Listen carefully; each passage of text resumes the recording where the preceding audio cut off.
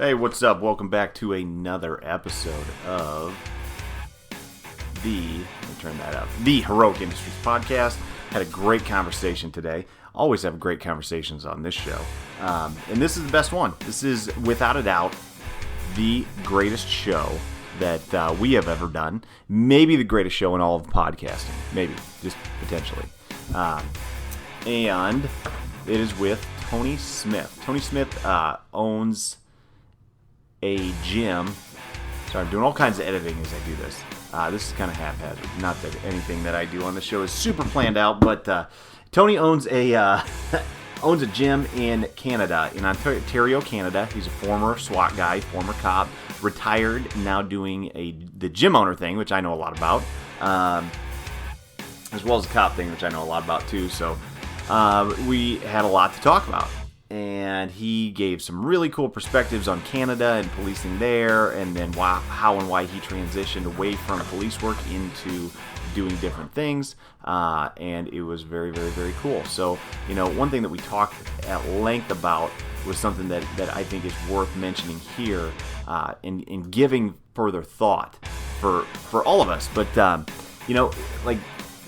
how and why was he able to transition out of police work? It's because he realized that he didn't need it, right? He didn't need the job, and that is something that is so critical. I think it's worth really hammering home.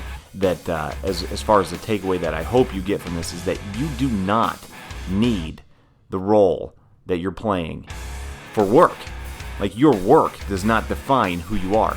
You have skill sets, you have mindsets, you have heart sets, you have whatever else you want to call it, right? All the self-help stuff, it all calls it something different, but it's all basically the same.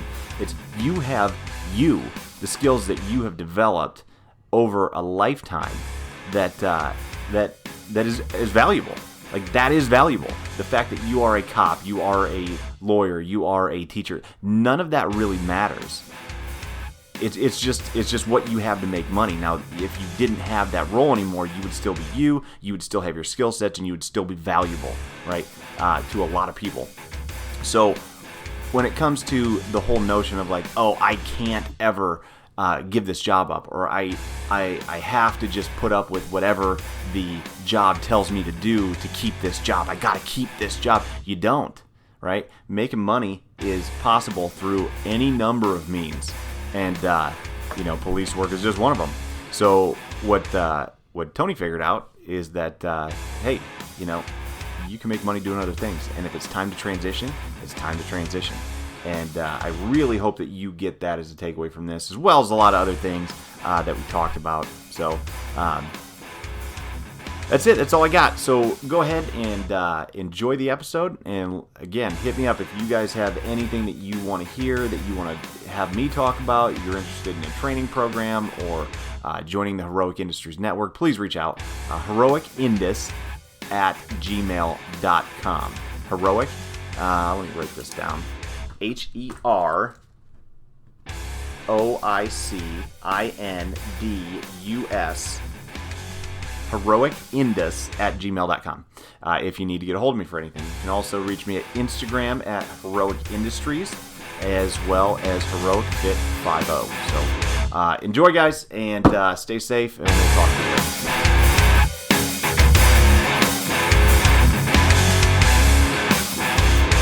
I appreciate it. Yeah, man. It works pretty easy. I was said, hey, tomorrow works. Okay, let's do it. Yeah, right on. Usually it doesn't do that. Usually it's 3 weeks from Saturday. That works. I know. Especially if you're still working shift work, right? Yeah. Things even more complicated usually. Yeah. Well, yeah, and you know how it is with rotating schedules and all that good stuff, and when you can actually get a minute to actually do things, and then if you're doing anything outside of the job, obviously that further complicates life. So number one thing about leaving the job was not having to work shifts. That's by far my favorite part of not being a cop anymore. Oh, I'm sure, man. It is such a grind. You know what I mean? It's like all shift work is, and I don't know. I worked a couple other jobs before this where it was shift based, but for some reason, this one, just feels like it is such, not even physically a lot of times, just emotionally, just such a grind. No, I hear you, man. It's like, like, and they always the double-edged sword. Maybe not for me, but for you, or for me, maybe not for you. But was the midnights is the by far like nights is by far the better shift to work. It just like would physically kill me. But I hated like day shift is like so busy, all the paperwork, all the bosses around. But then like you always feel healthier. It's such a double-edged sword. Yeah, for sure. And it's like I come in because I'm on day shift now, and I feel physically way better, you know. But you come in, you see all the runs on the screen from the night before, and you're like, shit, those look like they were fun. Yeah, exactly. Hey, I guess I'll go check bins and and run paper around, you know. But I will say, probably one of the biggest shootouts we've ever had on our department in the history of our department happened at like 10 a.m. Probably a few years ago. So yeah, not to say it can't happen anywhere, right? Yeah, day shift always gets the wild ones. I find it just doesn't get as it's not as nonstop, I guess, with Yeah. with the good calls. So cool, man. All right, so I gotta get a little background. I know like we basically are just meeting now, which is pretty cool that we can hook up through different technology and groups and stuff like that. And I feel like we got a lot in common. But fill me in on a little bit of background. Like what's kind of your story? Like where'd you come from? I know you used to be a cop and you've since retired. Like fill me in on a little bit of that story and where you're at now, man. Yeah, man. So where I'm located is like Windsor, Ontario, which is like if I shifted my camera around, you could see Detroit across the river. So I live right at the waterfront. You can see Detroit from here. I live about half an hour. My gyms and stuff are about half an hour out of Windsor, but that's where I worked and that's where I grew up. And so border city, people don't associate Canada as being a very bad place, but all the guns come from like the states, from the southern states, get shipped down through Detroit, come over the border here, and all the drugs, not all the drugs, but a lot of the drugs are heading up through this border, coming down from Montreal, Toronto, and they all meet here. So we're a real busy, small city, but bigger in terms of like and to make that more complicated is that we had the drinking laws here at 19. So back in the good old days when the border was easier to go through and before 9/11 especially, this was like the Tijuana of the North, they used to call it here, because all you guys be coming over here drinking. So yeah, I got on in the police service when I was like 21 years old, right after playing football. And was a cop for 18, 19 years. Met my wife. I was a SWAT guy. I got on the SWAT team about 4 years in. And here it's a full-time gig. So I was there for a couple of years. And then all of a sudden, there was a big turnover. A police officer was shot and killed. And it kind of opened up all these like spots because they increased our drug unit and our gangs unit and all that stuff. So a bunch of guys moved. And all of a sudden, I was the team leader running this team. And one thing led to another, and it was wild. I spent 10 years on that team, and then another 5 years, just shy of 5 years back in patrol. While I was on that team, met my wife, who was an undercover cop, and we opened a gym, and one thing led to another. We had some kids, and moved from our gym being in our garage to her, retiring, and then me retiring and having a couple of gyms. So you made it. So you made it 19 years. Yeah. So what's like? So typically for most like stateside departments, it's like 20 years, and then you get like your pension, stuff like that. Is that so? I guess is that kind of how it is in Canada, or is it different? And then like I get asked a lot, and I'm totally ignorant of this. Like when I start talking about different models of policing, like Canada is a socialist country, and how does that affect and change policing from how you guys do it in Canada versus how we do things in the U.S.? Is it different? Is there any difference, and what is it? Like, oh, there's tons. So yeah, I fast forwarded that story, so we can go into any part of that story you want. But yeah, for here, it's 30 years usually. 30 years to get your full pension. I've been fortunate. We get so much time that being on the border, it's so much easier for us to cross the border and go to courses. So almost every SWAT course I had was, Chicago, Milwaukee, like, Scottsdale, Arizona, going to all those taser courses. So I got to meet a lot of you guys and hear a lot of the stuff that you guys go through and work alongside a lot of the guys. And now through Westside Tactical, meet more. But yeah, here it's 30. I know you guys have 20 and 25 and all these different ones. But the way we police here, it's very similar. I find like in the States, small departments versus big departments is a great deal of difference. And I was always confused with how many police departments you guys have: the state police, the city, like all the sheriff departments, and then like like bigger cities like Fort Wayne, like you're in. I never really understood that. And I found like you'd get some real switched on units, and then some units that are kind of just come together once every 3 months to meet up. And like if you don't have quarter vacation. And so I find that Canada is somewhere it's a little bit more regulated in terms of what the police and your training and what the requirements are. I might be speaking out of turn there, but and then just with the government, we're a lot more. I don't know. I feel like lately we're becoming more American with all the rules they're trying to put down our throats with COVID and shutdowns. But we're very much more to say like, yeah, that's okay. Okay, we'll do that. That's no problem. Listening to others, like listening to the government rather than for the this is our right and this is what we're gonna do. And we're starting to go that way. So I think we're starting to lean in a little bit to the American culture.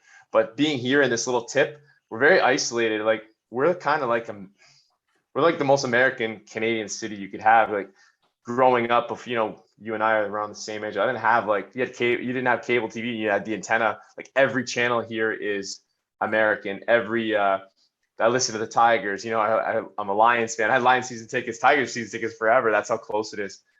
So it's real. We're kind of we say Fahrenheit when everybody else in the country says so. Yeah. So I actually grew up in Grand Rapids. So I'm from Michigan, and so I know all about Windsor, and a bunch of my family's from Detroit. So my uncle, my great uncle is actually Charlie Gehringer. So statue of him outside Tiger Stadium, stuff like that. So you're speaking my language. Yeah. But yeah. So when you talk about Windsor being the Tijuana of the north, I never made it over there, so I don't have any crazy stories. But tons of my friends, as soon as we graduated high school, going over to Windsor, getting arrested, doing that whole number. Yeah. Yeah, thank God in the good old days, man. Like now, it's unfortunate. It's kind of what led me to honestly down this path was the police in Canada. I know it's happening a lot in the States too. From talking to a lot of you guys, is just very handcuffed in what we can and cannot do. And I went there to arrest bad guys, man. That was what I wanted to do. I know we all go in with we're going to help people, but I think you start to lose track of that real quick when you're always dealing with the same people over and over. But I went there to arrest bad guys and to stop crime. And now at the end of my career, I felt more like I was just going to be a secretary, like let the crime happen, go do the report. And they almost don't want you to arrest people, because it's risk. And then they use those stats like use of force is down. Well, use of force isn't down. Like policing is down. Of course, we're not using force because we're not stopping people. We're not getting into those situations where we're going to have to use force because we're not making as many arrests. And the stats can just be played in so many different ways. And that was really the hardest part on me. Back in those days with Americans, though, where I was going with that, it was at least we were able to just give these little tickets. It was like a $75 drunken disorderly ticket, and you'd be out of jail. By the time you sobered up, you're out of jail. Lesson learned. Now you have to like lock people up for cause disturbance, get criminal charges, all this nonsense. So yeah. Yeah, no, I think you're totally right. And it's funny. All the conversations you have with cops or people that used to be cops is like it. If you want to have a cool conversation, try to find out why people became an officer, and everybody's got their own story on why. But to me, it like every one of them usually boils down to little boys playing cops and robbers. Like that's basically it. Like you became a cop for the same reason I did when it really boils down to it. I want to stop bad guys. I want to go get bad guys and stop them from doing bad stuff. Like that's it. And it gets so convoluted with politics and with money and with different agendas that we can't do it. And it's like when you just get to a point where you're like, I can do this job really well and I can go get these bad guys and I'm good at finding them and I'm good at my paperwork and I'm good at my job. It almost feels like you aren't allowed to do it then. Yeah, I couldn't agree more, man. Like, and for me, like when I was with SWAT, it was a great job. I loved it. It's all I ever wanted to do there, really. And a new boss took over and he just decided that we're going to have a tenure. And despite I was really young, like I started when I was 21. So I was like in the prime of my SWAT career. I feel like I'd been a leader for 8 years. That wasn't ideal when I started, but in the end, it gave me all kinds of extra experience. And most of the guys applying were like my age and with no experience. And he decided that we were going to just like have a tenure. And on one day it was like, hey, by the way, you're done in 3 months. We're going to give somebody else a chance. And that's kind of like sparked. And I think they thought I would just want to get promoted. Most guys in our unit would come out and get promoted to sergeant. And the money wasn't why I did it. It was, I loved my job. And once I moved back to patrol, and not that there's anything wrong with patrol, it's a lot fucking crazier than SWAT. Really, you're never prepared. It's wild. My passion was gone, and the money wasn't the thing. And then fitness became the next passion. I guess I was always a passion of mine, but I started to see a different avenue to help people. And that's kind of how it all played into part. Now, now I'm lucky. I still got tons of guys, the girls, the paramedics, customs, prison worker. They all come to me to train, and I get to work with them still. And I still feel like I'm contributing, but I don't have to do the daily stresses or worry about getting shot or spit on or bit every day. Yeah.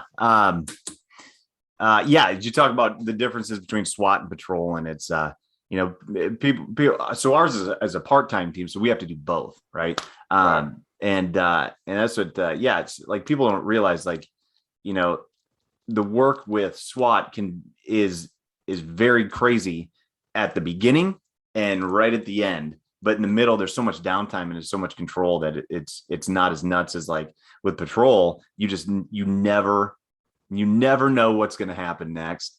And you never have enough like manpower to really deal with it. And everything's happening so fast. Like you're going to be dealing with that shit immediately on your own for basically the duration of it, because things happen so quickly. And with SWAT stuff, it's more drawn out, like it's way more controlled and actually a lot safer than just riding in a patrol car. I don't think people understand that a lot of times. No, everybody thinks it. I mean, there is obviously elements of danger to it, like executing a gun or a drug warrant is obviously, but you're going with, for my case was 18 guys that I knew like the back of my hand. And if I turn left, I know my head is going to be covered looking the other way. You got all this equipment, all this extra training, and you got like a plan. In patrol, you go and like there's people legit on my shift that I don't know if I ever really had a conversation with, because you're just so separated within the city. And then all of a sudden you're in this like hell crazy call with them, and you're relying on them. And it's patrol for sure I would say it's got to be the most dangerous job in the whole department.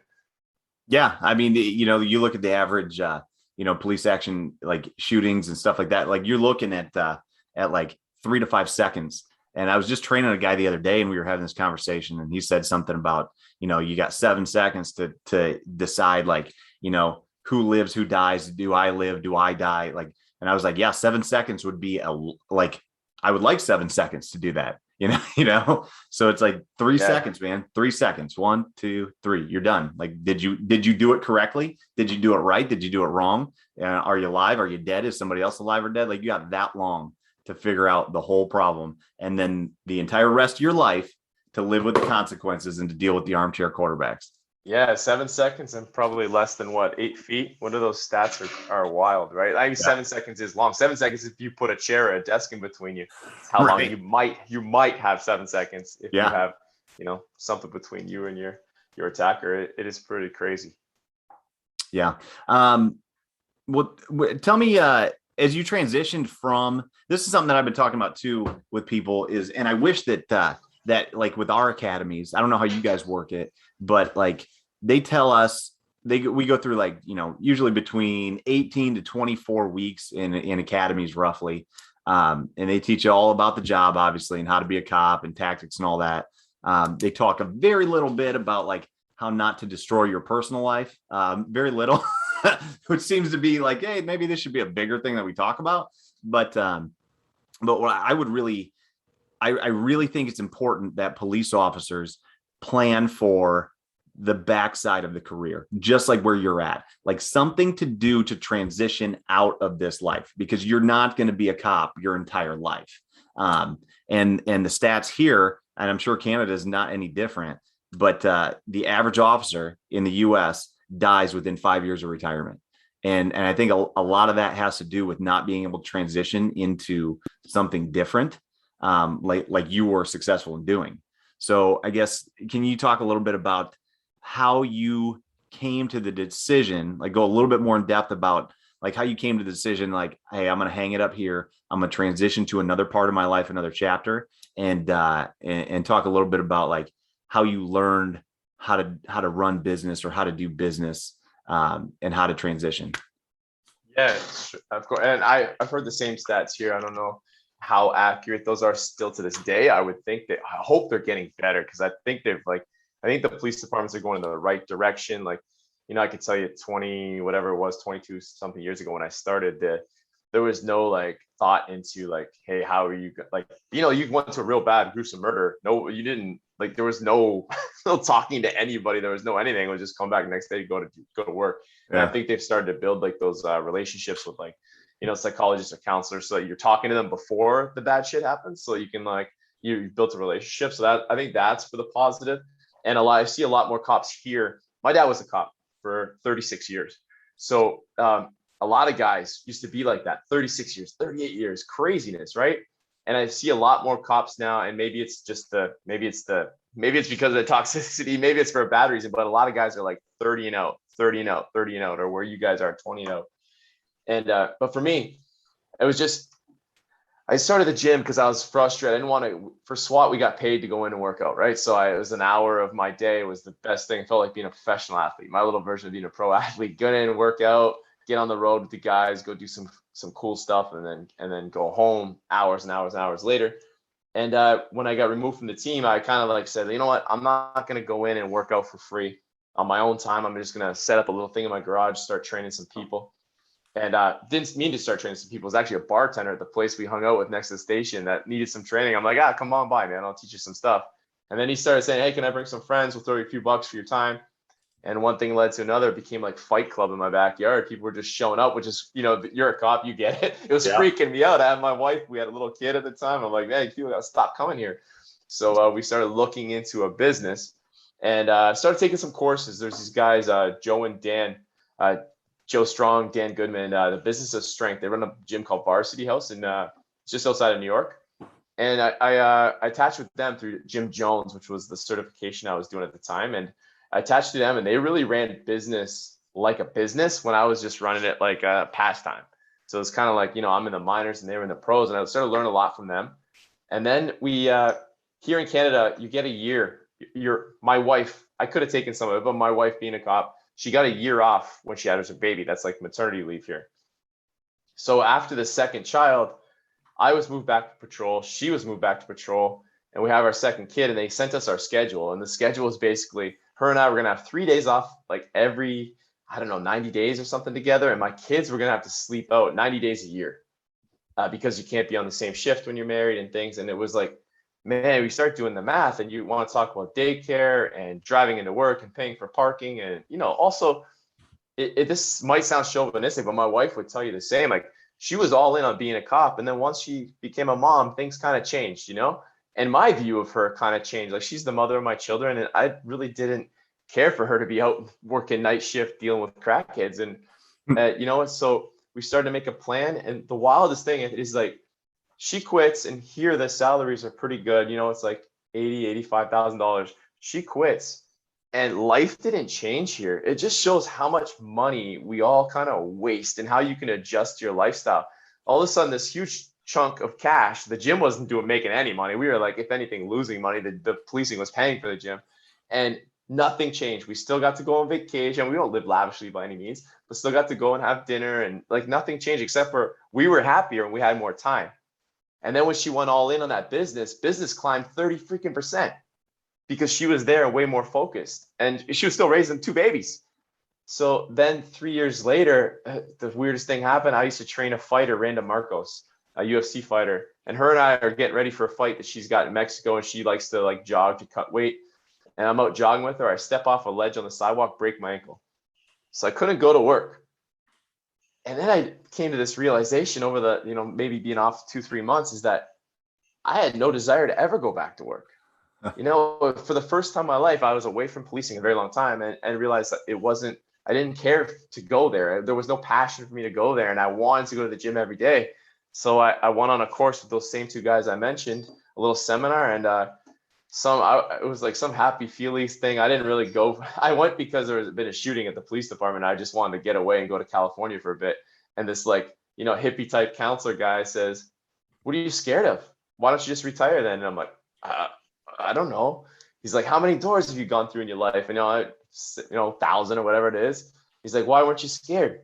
I'm like, "I was scared." He goes, "Well, why did you go?" And I said, "I trusted in myself and my team." And then he just looked at me, and then he just kept talking to somebody else. And it just clicked in my head, like, it's time to have that confidence in myself and my team. And, I put my papers in, and next thing you know, business again went up 30%, like immediately. It's pretty crazy. So a lot of business was self-taught, but then like, I don't know, you run a business and I know your background. I had no background in this. And it just, you had to learn on the fly. But then I just started paying people, just like you, how we met. You started to get some coaches, and you had coaches in SWAT, you have coaches in football, you need some coaches in training, and you need coaches in business. And that's what I did. Yeah, and that's absolutely, like, you need coaches for everything, and that's like, when I opened a CrossFit gym, like, shit, 2013, so 7-8 years ago almost, that I didn't, same thing, like, same story. I knew I wanted to train cops, and I knew I really liked to compete in CrossFit. And I knew, like, hey, I couldn't do it for the department the way I wanted to. I wanted to set up a nonprofit. Like, that didn't work out. Fine, I'll just do it myself. And you learn an entire another skill set. And what's cool is, like, you learn how that confidence that you're talking about transitions and permeates, like, not just in this one space, but in every space of who you are. And once you can make the connection, like, oh, the confidence I have here in this avenue of going through doors and being a SWAT cop, I'm really good at, because I'm confident there. If I apply this across the board, well, just kind of like what Sean was saying yesterday, if on the live that he did, is that once you can apply that across different contexts, like, man, you're going to start to kick ass and take names.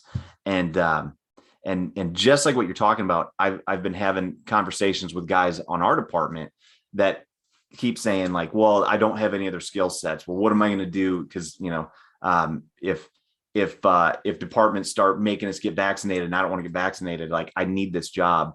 And I've been telling people, like, you don't need this job. Like, you can develop other skills, and you have other skills. You just don't see them for the assets that they are. And, like, we don't need any of these departments. Just like you were saying, you transitioned into another avenue of life, and didn't miss a beat. You know what I mean? Even though it was a hit with money, you didn't miss a beat. But yeah, these departments need us. We don't need them. And that's what people need to realize. Like, cops, we get, like, almost pigeonholed in this idea, like, this is the only thing I can do. This is what I got to do. It's confusing to me a little bit. Yeah, I mean, it's right now the mission's the same for me. It's just a different platform, and it honestly, I mean, now everybody that I deal with, for the most part, wants me there instead of, like, going. So I'm trying to help people and going and doing what you guys are still doing. And, like, nobody wants you there for the most part, right? Even the good people, it's on their worst day. But I think, like, I assume you have a lot of cops that listen to this, and I think cops sell themselves short in terms of, like, I don't know that there's a job in the world that allows you to relate to more people. So, like, is there an ethnicity that you haven't been into their home? Like, is there a culture you haven't been exposed to? Is there, a gender, a sex, anything? You see and do everything, and you get just a little. You have a feeling that rarely do you go and, like, sit down with somebody and they tell you, like, I'm from this random country in Africa, and you're like, oh, you know what? I've been to a cultural, one of those cultural centers for that. It's so weird in policing, and that really gives you an advantage. Negotiations, business, like, you can relate to somebody, you've already got one up in sales, or in all kinds of things that people can do. I think we do pigeonhole ourselves into that, and I used to do the same thing, and it's still mind blowing to me sometimes that I am doing what I'm doing in business, because I always kind of thought this is it for life, right?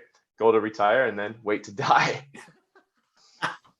Yeah, and just be a crotchety old asshole until you kick the bucket. Yeah. Yeah, right. That's the thing too, man. Like, I don't know. I feel like there's no way you can. A job doesn't change you, and it calluses you, and it's just. And then now you're adding all this other stuff, these other layers of politics on top of it. It's just, and I feel bad for guys and girls who don't have that ability to hang up their uniform. I try to tell people, like, Matt, you're a superhero, man. Just take that uniform off, hang it up, and go be Clark Kent.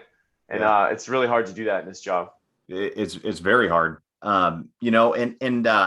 Like, so this job, right, kind of segueing a little bit into something different, but this job has the ability to crush your soul. Like, I'm sure you've seen it a million times, right? You've probably been through it. I've been through it, Yeah. where periods where it's like this job is crushing. Like, I not only do I not want to go to work, but I don't want to see any people. I hate people. You know what I mean? Because we see the worst of the worst, murders, friends dying, like all that kind of shit.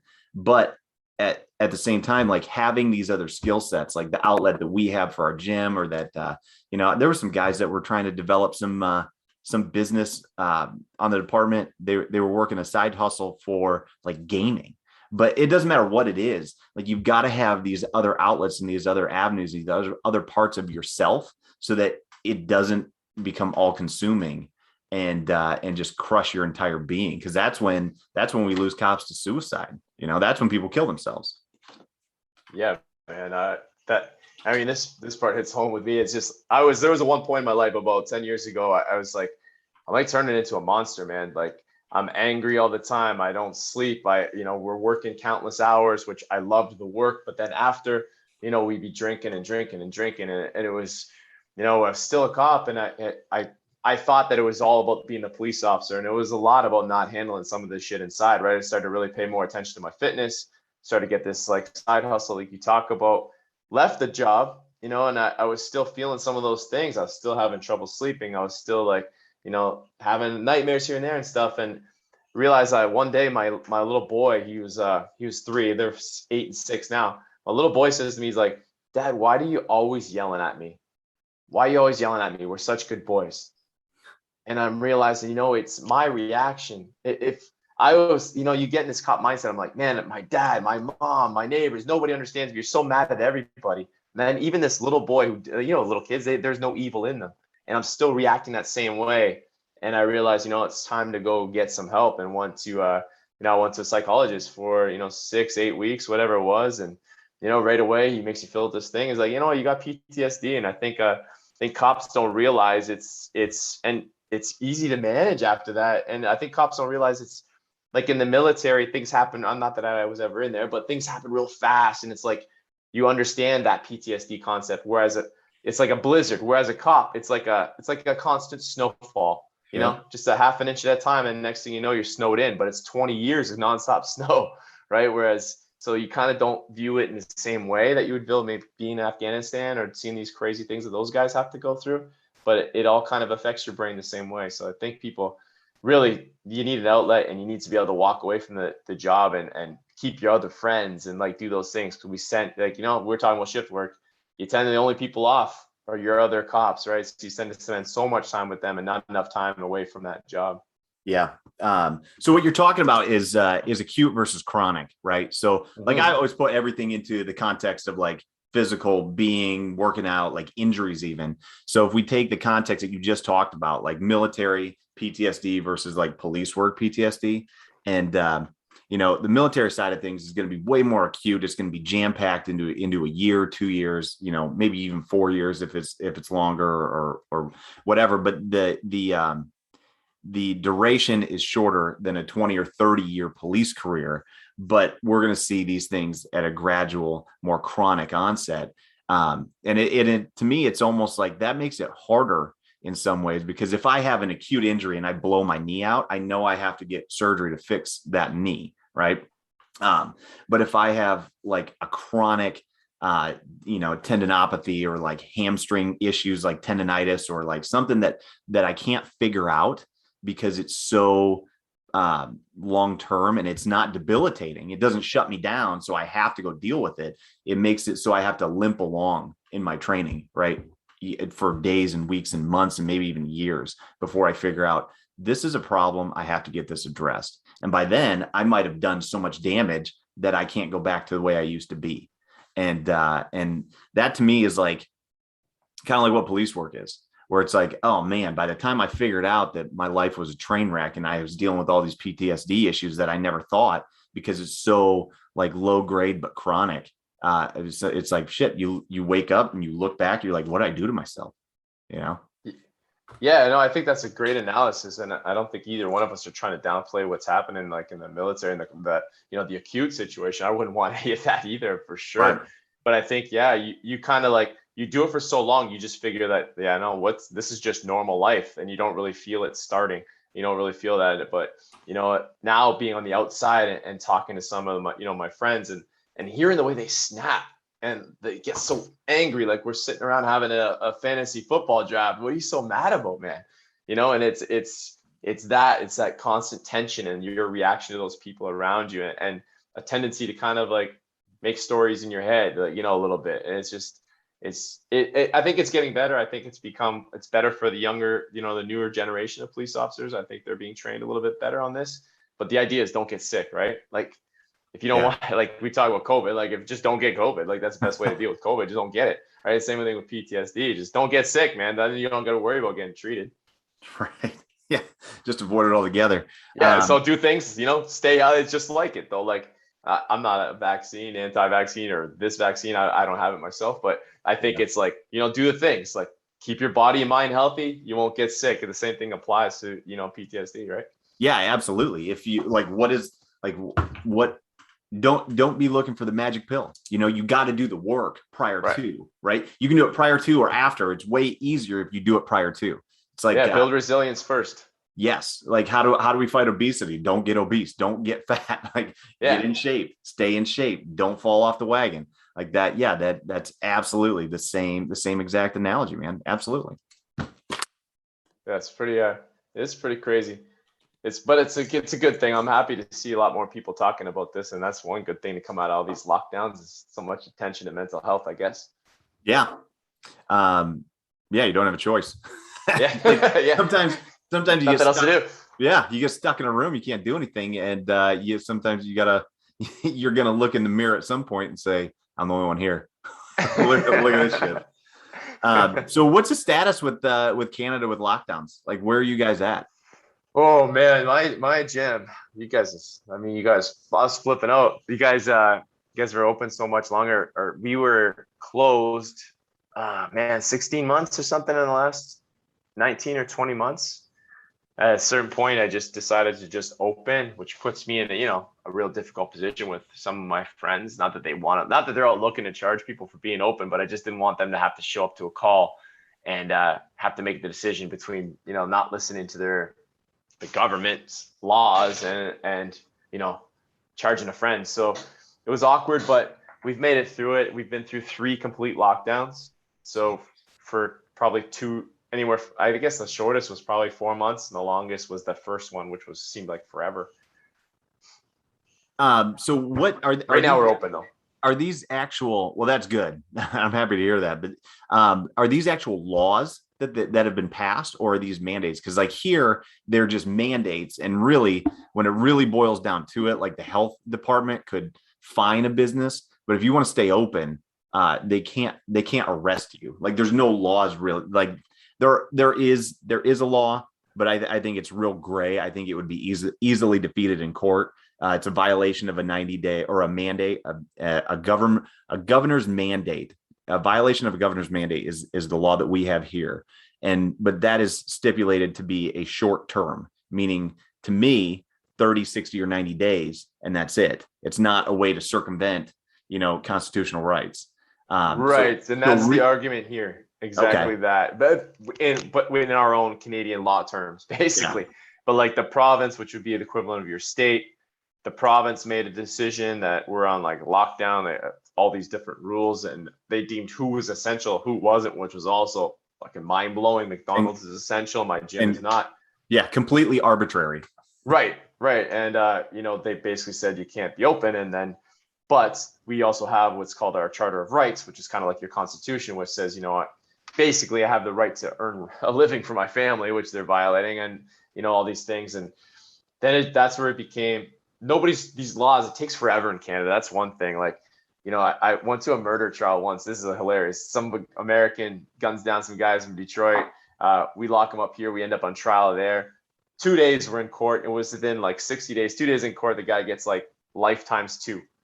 In Canada, a murder trial would be like 3 years. We'd be in court for like a year, and the guy would get like 8 years. It's wild, the difference. So this hasn't made it all to the top to be challenged. So they're handing out these massive fines, which is like to small businesses like ours, when they're threatening you with like a $20,000 fine, you're like, have you ever had $20,000 to right? So like Right. you'll fight it, you'll say not guilty, but you still got to make it all the way to court and have a judge side with you, whether I think it's right, a lawyer think it's right or not. It still comes down to the courts in the end. So that's always been the dilemma here. And then, exercising some of the other laws, like a lot of like what I've seen on Instagram and stuff, people doing like, like, these are my friends. Like, did I ever think in my life that I would have to say police officers, town officials are not welcome in these doors with no trespassing signs, come back with a warrant, basically, as I'm telling people. I just can't believe that that's the life that's happening right now. It's hurtful. Like I never want to be against the police. I never want to. And then like being a father like you, I'm like torn between, I don't want to tell my kids it's okay to break the law, but I also don't want to tell them that it's okay for people to take away your rights. It's such a hard place to be in, to explain this and to justify it. Yeah. The way that because I've struggled with that same thing, because like during our initial lockdown, I told my staff at my gym when I had it, the same thing, where it was like, hey, listen, if anybody comes, we're not selling memberships right now. We are not taking new members. If anybody comes to the door, you tell them to contact me via email only. And if they want to come in or they say they're a cop, you don't let them, and you say, come back with a warrant. And that's it. You don't even open the door for them. And I'm the same way. Like, man, I really don't want to like, this is the same jurisdiction I work in. You know what I mean? Like, I'm going to have other agencies that I work with coming here, and I'm going to have to basically treat them like I'm a perp, Yeah. But it's a balancing act. And the way that I kind of came to realize it is like, as cops, our job is to go and enforce laws, right? And sometimes we got to like push the probable cause, like everything is very gray, because attorneys, like, that's their whole job, is to like find the gray, and they get like find somebody or push it to be, more likely than not that they committed the crime, or the other way. Right. So our job sometimes is to push the envelope with that, and to really get after some of these bad guys and to put them in jail. But sometimes it's also the other way, where, in times like these, I really view this now as we have to be just as vigilant to protect people's rights, and to say, no, we can't push the issue with this. We need to leave. Like, we're not allowed to go do this. Everybody get off this guy's property. He's right. This guy is actually correct. We don't have the right to be here, because we're cops. We're not lawyers. We don't have that burden and that like expectation that we need to be attorneys on the street. Like, we're just police officers. So we have to check ourselves both ways. And at different times, I think those scales, like, no, we need to really like err on the side of pushing harder to enforce laws, rather than pushing harder to enforce people's rights. If that makes sense. Yeah, I think we've been really lucky. I think our local police department, which is, the police department I used to work for, has done a pretty good job of this. They're going, and they're respecting that. They're understanding that, I believe. And they're just basically, they're writing a report on what they saw and what happened. And that's what, what else could I ask them to do? And if that founds charges at some point, then it does. And if it doesn't, it doesn't. That's all I can expect you to do as a cop who shows up, is just be fair. And like you said, a lot of times, I one of the things I hate the most in policing is when somebody says, cover your ass.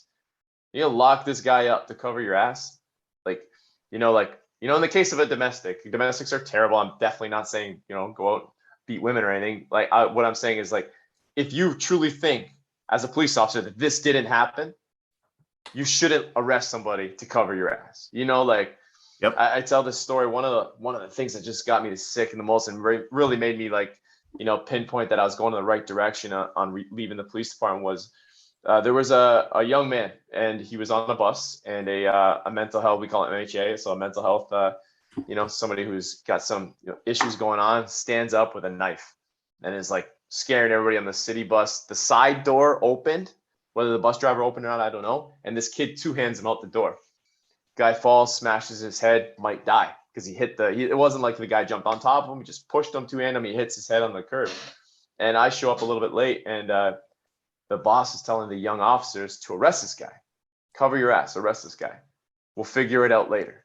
I mean, we got the guy's ID. We know that there's cameras. And could you ever be in a more independent witnesses? Like, it's not like I went to a group of you and your buddies and this happened and you're all saying this is what happened. There's like, nobody knows this guy on the bus. It's 20 people on a bus that don't know each other. And they're all saying the same story. I feel like, right? So why do we have to arrest this guy to cover our ass? Why can't we let him go? And then later, if the investigation reveals that we're wrong, then go and lock him up. You know, and their justification is that, oh, he's not going to get charged. If he didn't do it, he's going to be fine anyway. But I'm like, this is the guy who's fucking going to have to spend a night in jail. Do you want that? Like, would you want that? And this guy did exactly what I want my sons to do when they're older. You know, he stood up for other people, for innocent people. He protected what he should, and, you know, and did what we would have done if we were there. Would you have arrested us? And that's what just irks me in this world, is the cover your ass thing and doing things. Do it because it's right. Do it because you believe it. Don't do it to cover your ass so that later on, you know, that's the burden of leadership, right? To do something that's right despite personal consequence or personal gain, right? Yeah, 100%. I've had that same thing where I've been told, hey, you didn't make the arrest on this. And this one that I'm specifically thinking of is a domestic. I didn't find probable cause, so I did not arrest anyone. And I was told by a sergeant later in the shift, like, I needed to go write a probable cause and put on file for this guy. And I told him I can't do that because I didn't find probable cause. If I did, I wasn't being lazy. I didn't find probable cause based on my investigation. And Right. and he basically told me, like, I'm ordering you to do that. And I said I wouldn't. I said I will do some more legwork on it and see what I can find, if I can find the original caller. Like, it was kind of a convoluted mess. That's why I didn't do it. So I ended up following up with that and doing a little bit more work, and then worked it out fine. But exactly. Why does CYA does not mean arrest people? CYA means do your job thoroughly and then find what's right to do. Right. Yeah. And this new age of policing, like what you're talking about, it's more work not to arrest them. Fuck, if I want to get home on time, I'll just go lock this guy up, write the paperwork. It takes me half the time it does to justify why I did it, lock the guy up, right? It's right. Like, because it's all about, I don't know, man. It's just good to hear still a lot of people still thinking that way. And it's unfortunate. I think the culture in policing to kind of move yourself up that ladder is the opposite. And that's what's, you know, but the more good guys like you, the more good guys and girls who keep getting promoted, who don't believe in that, who want to continue to do that and supervise from the right, is what that world needs, man, that policing world.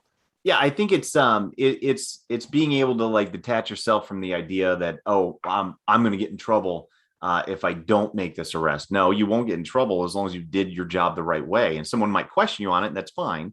You can explain it, and then if they have a problem with it, we'll talk it out. But a lot of the stuff, you know, when you talk about, like, admin and like, they just see stats. They don't see the actual investigation. They see numbers. And when the numbers don't look good, then they're confused as to what's going on. So they just want to see stats. And that means arrest. So that's where I think we get a little bit sideways on what appropriate policing is when and in what context, because they don't look at the context. Yeah, I agree. Totally agree. Let's shift gears a little bit. So, like, you still train a bunch of cops and a bunch of people in the tactical setting. Let's talk about like police fitness. What kind of training you did when you were on the road and as a SWAT cop, and, like, has that changed? Has the way that you train cops now changed since, like, how you did things when you were on the job? Not drastically. So, I mean, I'm a big believer, strong, able body, resilient to injury, and with a gas tank to get shit done.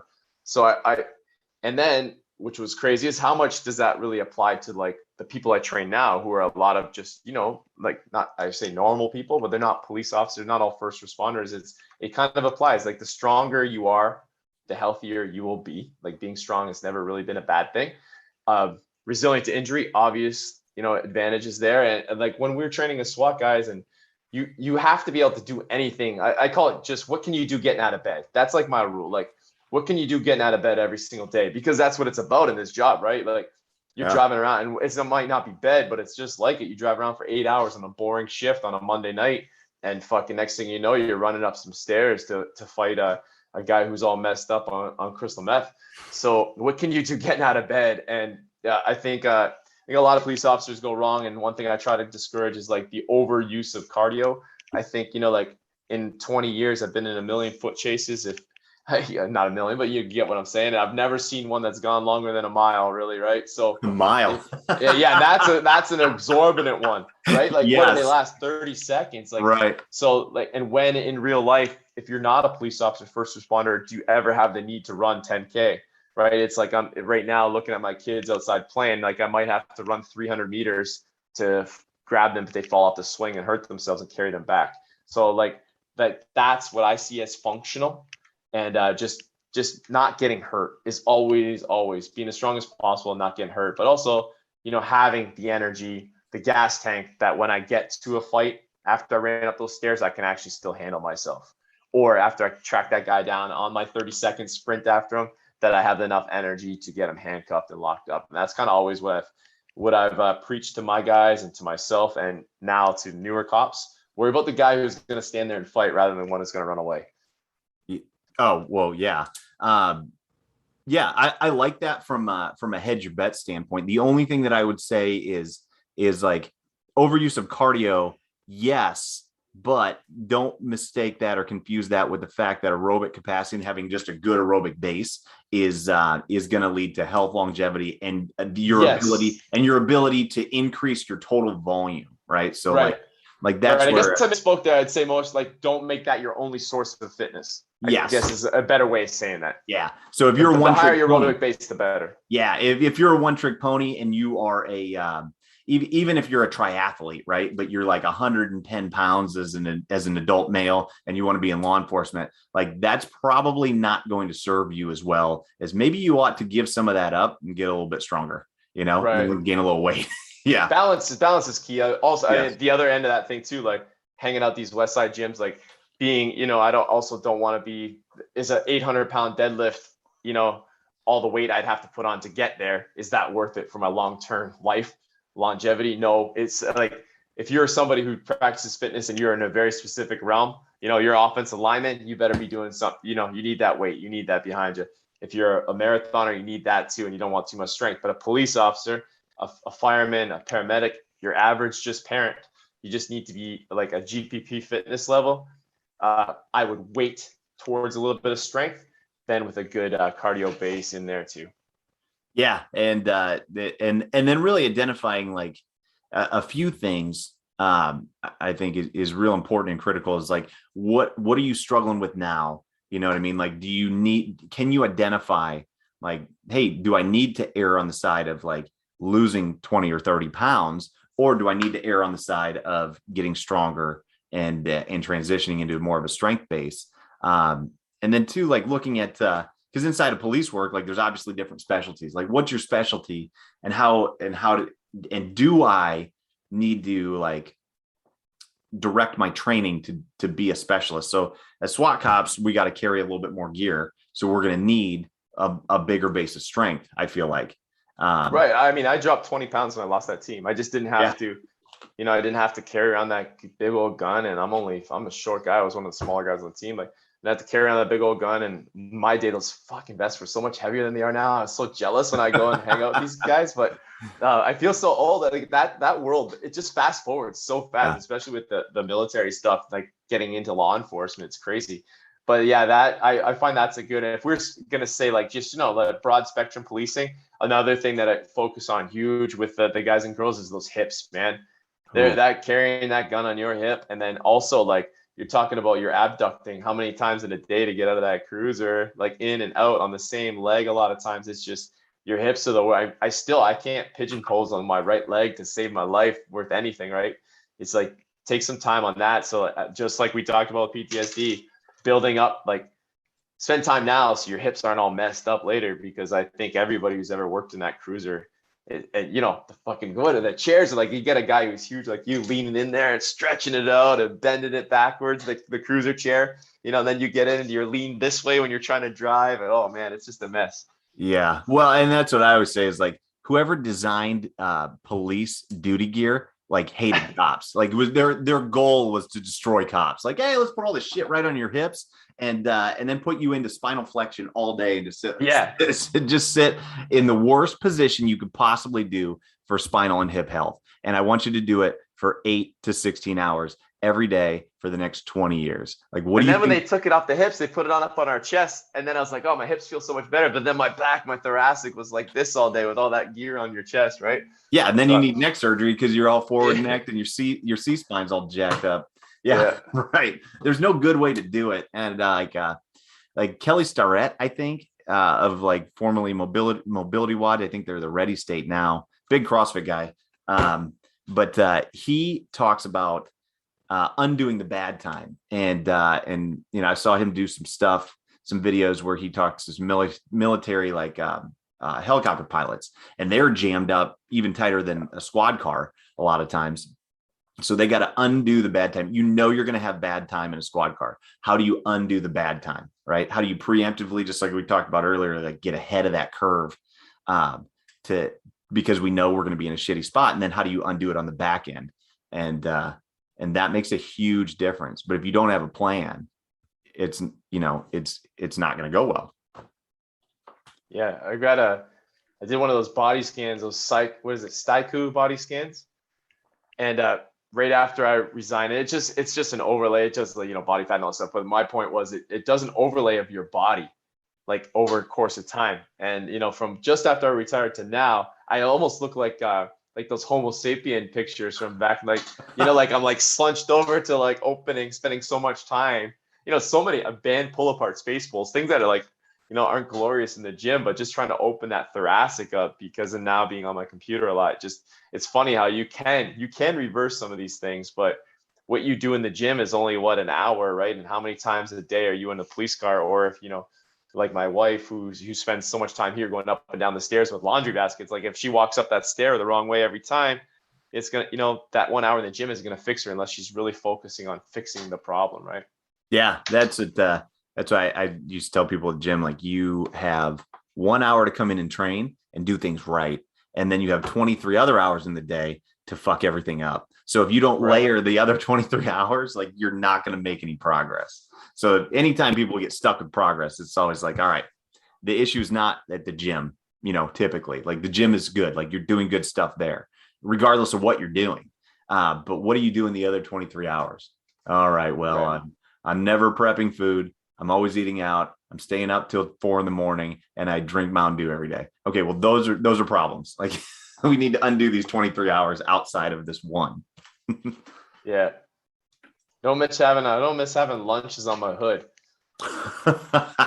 That's for sure. With the mosquitoes or the snow, whichever one, that never seems to work.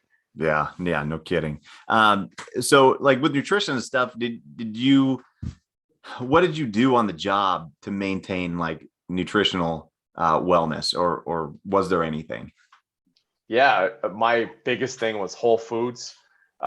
There's times where I go and I do watch like count and stuff like that, or follow a meal plan or macros or whatever it is. For the most part, my rule was whole foods, making sure to actually like be proactive in food and having food prepared. And like, I wasn't putting little Tupperwares of food away, but I was, batch cooking, things like that.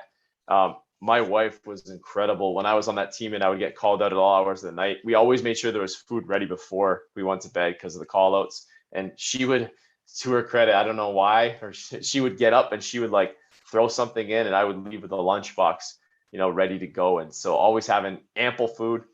And on midnights, just kind of like really being smart, like just eating what I want to eat and knowing that I might not want to eat later. So it's very important to get that food in when you are hungry, because like sleep, for me at least, midnight shifts and night shifts would just mess my food up.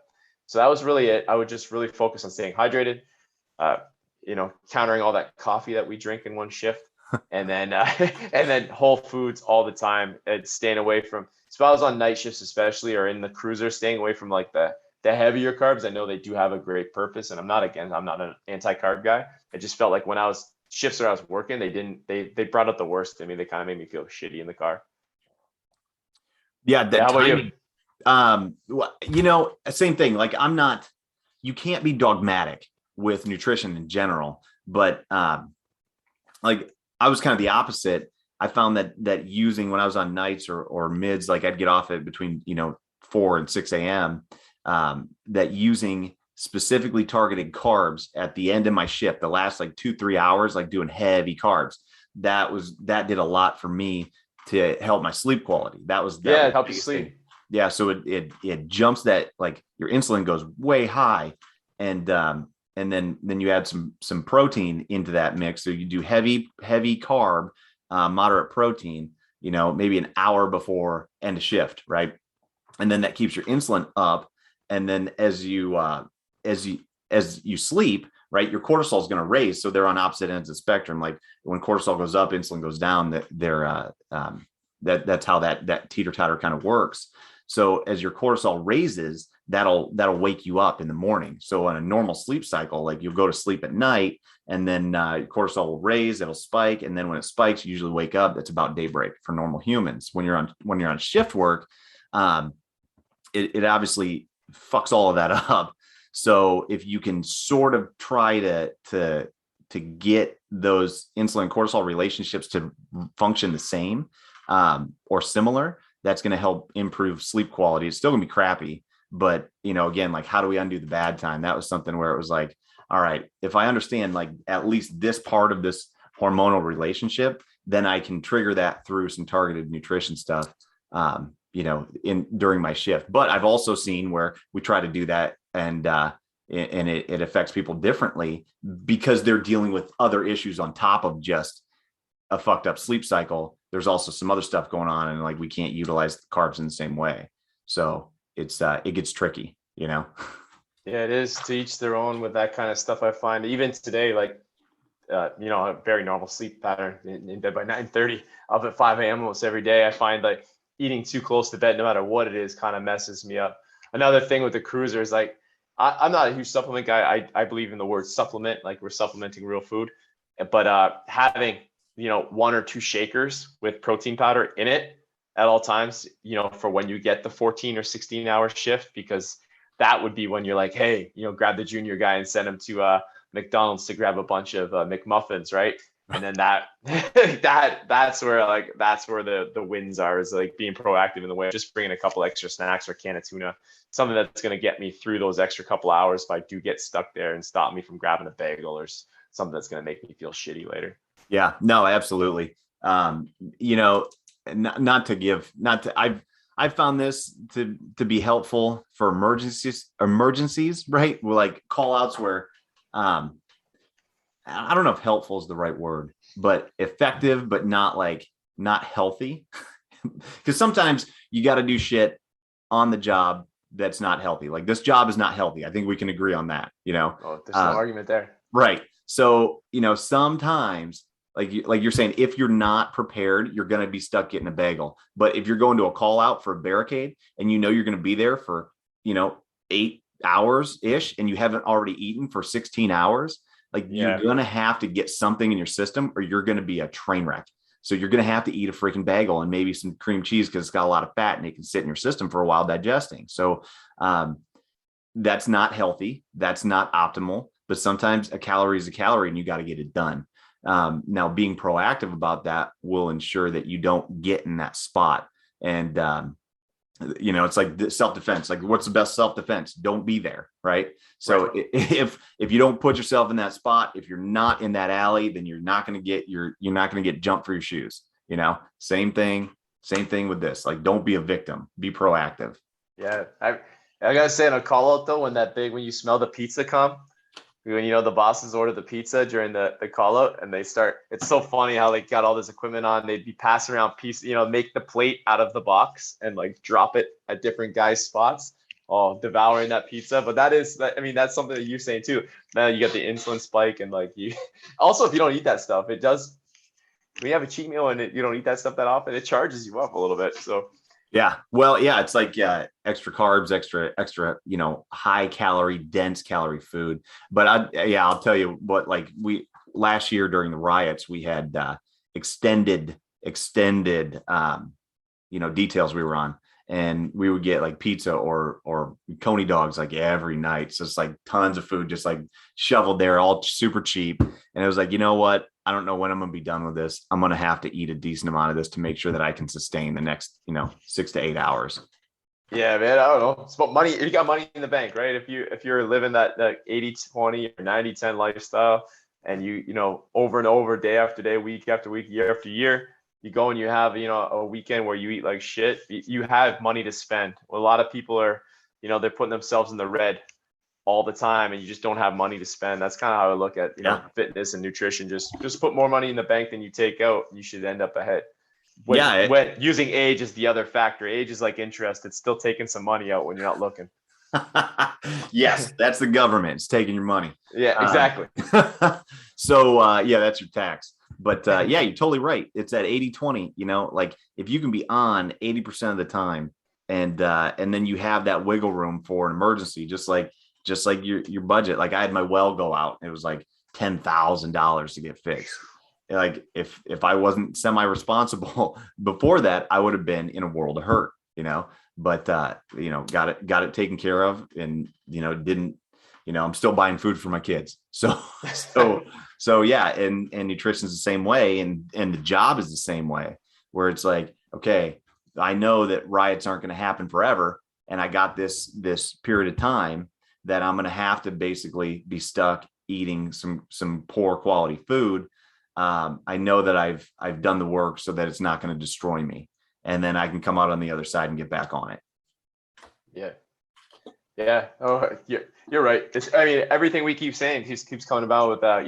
The more proactive you are, the less reactive you have to be later, no matter what it is.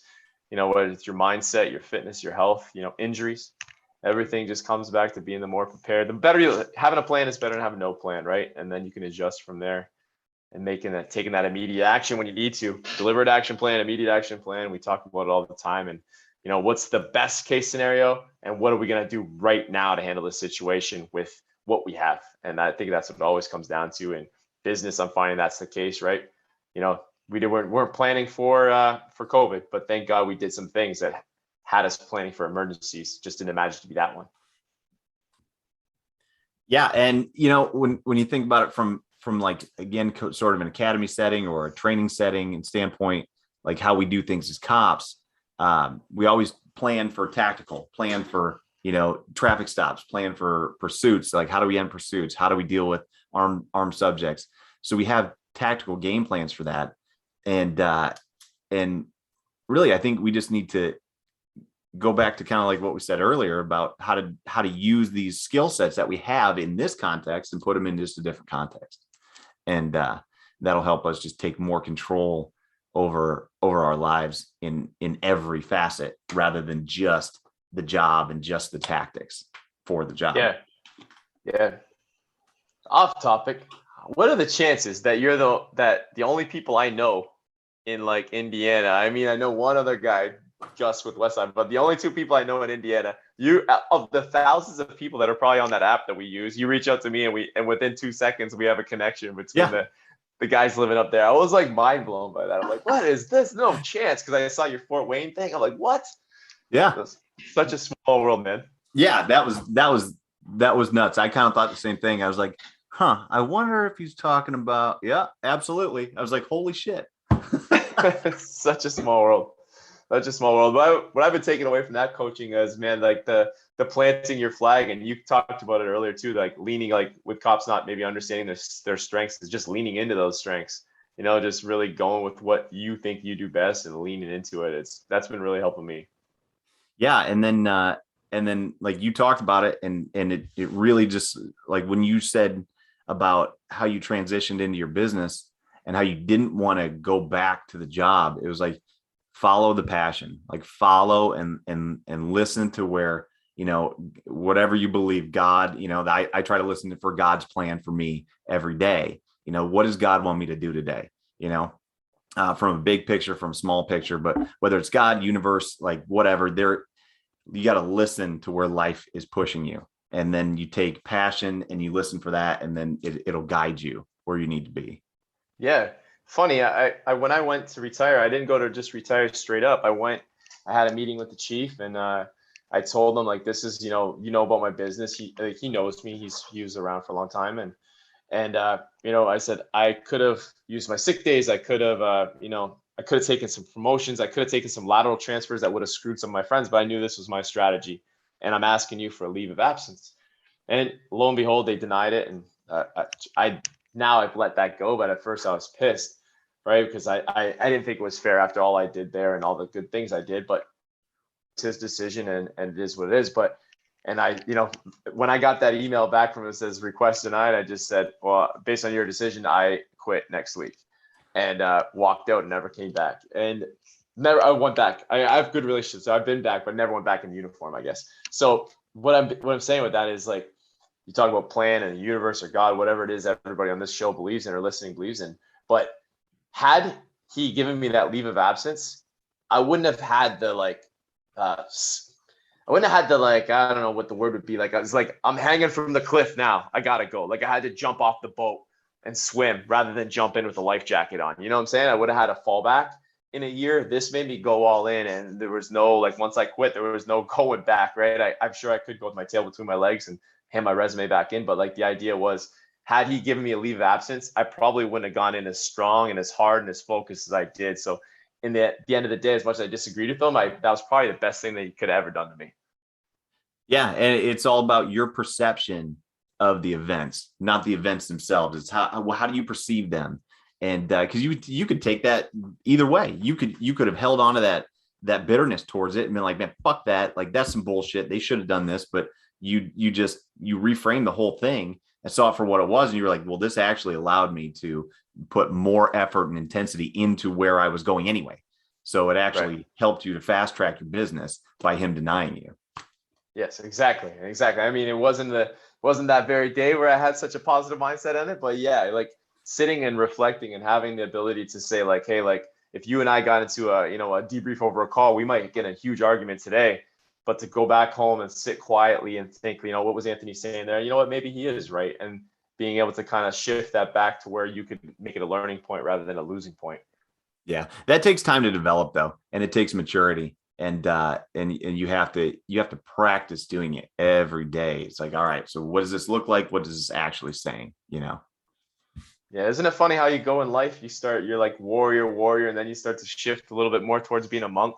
Like, yeah, that's what I'm finding as I'm getting into my mid 40s here with a couple of boys in business, and young guys who work for me, and it's kind of like a little different. I'm like, you guys want to lift today? We're gonna go as hard as we can. I'm like, you know what? Pump the brakes a little bit. Let's think about this. Right. It's just different. It's funny how you transition as from being a man, how you transition through your life. Yeah, and then end up saying the same things that people said before you, and it's like, man, these new guys, they just don't listen. They just don't listen. Yeah, and then exactly. They don't, and then they cycle through. It's like, all right. So what I try to do is like, who can I reach? How can I reach them? And how could I have reached myself when I was 25?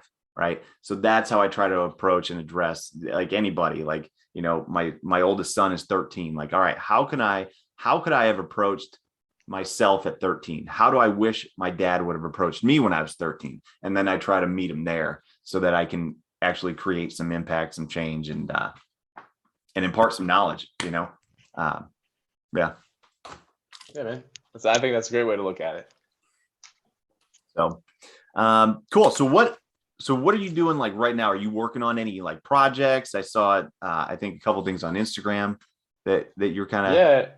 I love the gym, but there's some other stuff I really love that I missed about being a police officer. And I think we take for granted, SWAT guys, like, how much stuff we learn. And, I've been taking that. I basically took one of the cool things I did before I left. I was able to take a big part in recreating the selection course for the team, which is like a 1 week hell week, basically, like people would see on TV, I guess. And I've taken it and I've kind of moved it into a 3-day course that involves, learning to shoot, learning how to, stop a bleed, learn how to start a fire, survival skills, like some other, like, I have a good passion for the outdoors. And I take guys out for 3 days and wake them up at all hours of the night, put them through some serious physical fitness and duress, and teach them a lot of skills, and then test them on those skills.